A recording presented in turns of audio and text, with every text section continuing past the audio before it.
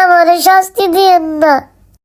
ঠিক আছে তুই কান্দিস না, তোর শাস্তি হবে না। তবে একটা সত্য আছে, শালা বল্টুর বাচ্চা রিক্সা যেহেতু বেচছেই, দেখি ওর কাছ থেকে কিছু খাইতে পারি কিনা।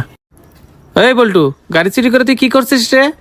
50,000 টাকা বেচছি। কি কয়? 50,000 টাকা বিক্রি করলে তো 25,000 টাকা ভাগে পাবো। এই বল্টু, 50,000 টাকা বিক্রি করছস, এর থেকে আমাকে অর্ধেক দিলে তোর বিচার মাপ। সত্যি কথা কইতেছেন তো? 25,000 টাকা দিলে আমারে কিছু কইবেন না তো? আমি এক্ষুনি দিতেছি।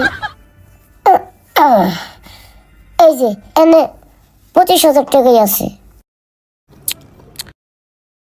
আচ্ছা ঠিক আছে, তোর শাস্তি মাপ।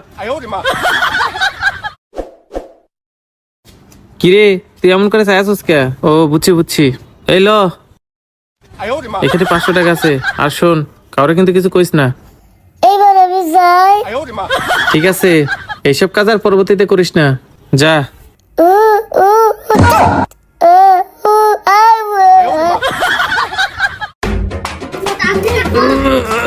আউ, রিয়াজ, আমার গাড়িটা চার্জে লাগা, আমি বাসায় ঘুমাইতে যাই। কি কোন উস্তাদ, ও তো আপনার গাড়ি বেচছে।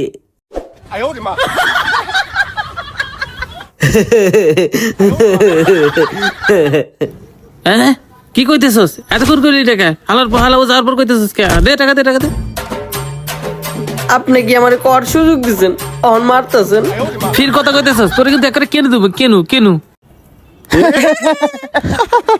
নিজের গাড়ি বেচার টাকা নিজেই ভাঙছে।